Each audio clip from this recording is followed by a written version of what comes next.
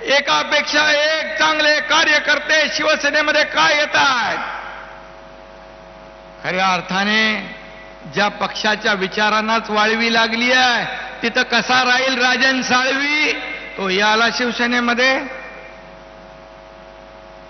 हे लोक काय येत आहेत त्याचा विचार मी त्यांचं स्वागत करतोय, परंतु मला शिव्या देण्यापेक्षा, माझ्यावर आरोप करण्यापेक्षा हे लोक का तुम्हाला सोडतायत याचा विचार करा, याचं आत्मपरीक्षण करा, आत्मचिंतन करा. म्हणाले आम्ही आता आमचे लोक घेतले तर आम्ही डोकी फोडू. अरे डोकी फोडायला कोण आहे तिकडे? हातात मनगटात ताकद लागते, जोश लागतो. मला आठवत आहे शोले मधला डायलॉग आसरानीचा, बोले इधर आधे इधर जाओ आधे उधर जाओ बाकी मेरे पीछे आओ. रामदास भाई पीछे देखेगा तो कोई नहीं है. कशाला उगाच फुकाच्या बाता मारताय? आणि म्हणून दाढीने तो तुम्हाला अगोदरच कमाल दाखवलेली आहे. होती दाढी म्हणून उद्ध्वस्त झाली तुमची महाराष्ट्र विरोधी आघाडी आणि सुरू झाली विकासाची गाडी. हे या दाढीने तुम्हाला 2.5 वर्षापूर्वी दाखवले. कशाला माझ्या नादाला लागता? मी कुणाच्या नादाला लागत नाही, मी कुणालाही आडवा येत नाही आणि मी आरोपाला आरोपाने उत्तर देत नाही, तर आरोपाला एकनाथ शिंदे कामातून उत्तर देणार, या राज्याचा विकास करणार. आणि माझ्या लाडक्या बहिणींना मी हे सांगतो, माझ्या लाडक्या बहिणींची योजना जी केली आहे, इतर ज्या योजना केल्या, कुठली योजना बंद होणार नाही ही खात्री आपण बाळगा. कारण आम्ही खोटी आश्वासनं देणार नाही, जे आम्ही बोलणार ते करून दाखवणार. बाळासाहेब म्हणायचे, एकदा शब्द देताना 10 नाही 100 वेळा विचार करा. आम्ही पूर्ण विचार करून आपल्या योजना सुरू केलेल्या आहेत आणि आपण भरभरून मतांचा वर्षाव या ठिकाणी केला आहे. म्हणून आपल्याला मी मनापासून शुभेच्छा देतो. खरं म्हणजे उदय सामंत, किरण सामंत इकडे आहेत, हे सगळेच लोक इथं आहेत, सगळे आमदार आहेत. इथं आपल्या रामदासबाईंचा छावा योगेश कदम आहे. कदम कदम बढाए जा असं काम त्याचं चालू आहे.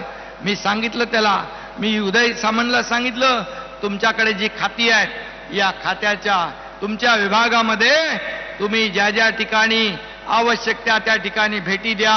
मंत्रालयात बसून राहता कामा नये, थेट लोकांमध्ये गेलं पाहिजे, लोकांना ऐकलं पाहिजे, संवाद साधला पाहिजे, त्यांच्या अडचणी समजून सोडवल्या पाहिजे.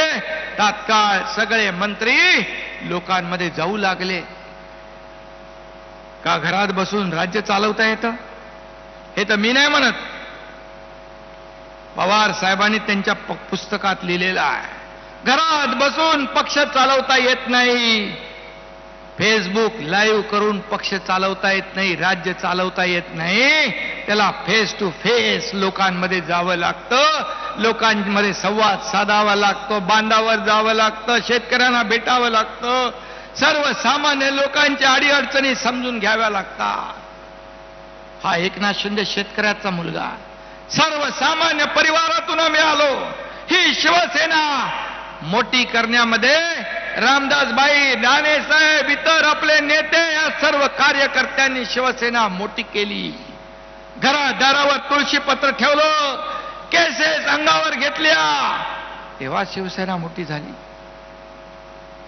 सोन्याचा चमचा घेऊन आम्ही जन्माला आलो नाही, परंतु सर्वसामान्य माणसाच्या जीवनामध्ये सोन्याचे दिवस आणण्यासाठी आमचा जन्म झालेला आहे.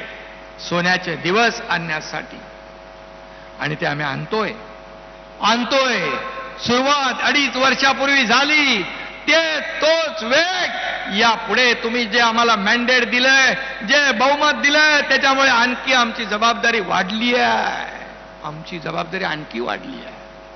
आणि म्हणून या राज्याला पुढे नेण्यासाठी केंद्राचं देखील पाठबळ आपल्याला आहे. आज परवाच कुठे मी वाचलं, म्हणजे आपले आदरणीय प्रधानमंत्री मोदी साहेब गेले अमेरिकेचे राष्ट्राध्यक्ष ट्रम्प यांच्याबरोबर आपल्या देशासाठी काही जे काय त्याच्यावर करार केले. आणि अमेरिकेचे राष्ट्राध्यक्ष ट्रम्प यांनी त्यांना एक पुस्तक भेट दिलं. त्या पुस्तकात त्यांनी लिहिलंय, मोदीजी आप महान हो. तर उपमुख्यमंत्र्यांच्या रत्नागिरीच्या या सभेकडे आपलं लक्ष असेल. एक छोटासा ब्रेक घेऊया. पाहत रहा एबीपी.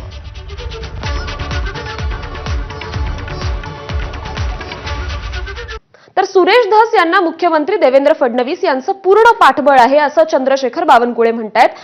तपासाबाबत धस यांची प्रत्येक मागणी फडणवीसांनी पूर्ण केली आहे. भाजपचंही धस यांना पूर्ण पाठबळ आहे असं बावनकुळे म्हणतायत. धस मुंडे यांनी एकत्र काम केलं तर अधिक चांगला न्याय मिळू शकतो असंही ते म्हणतायत. राज्याचा भारतीय जनता पार्टीचा अध्यक्ष म्हणून आमचे आमदार सुरेश धस हे ज्या भूमिकेवर आहे त्या भूमिकेला साजेशी आमचा पक्ष आणि माननीय देवेंद्रजींनी त्यांना पूर्ण पाठबळ दिला आहे. संतोष देशमुखाच्या हत्या प्रकरणामध्ये ज्या पद्धतीच्या कारवाया सुरेश धसांनी ज्या ज्या इन्क्वायऱ्या मागितल्या सर्व इन्क्वायऱ्या माननीय देवेंद्रजींनी केलेल्या आहेत.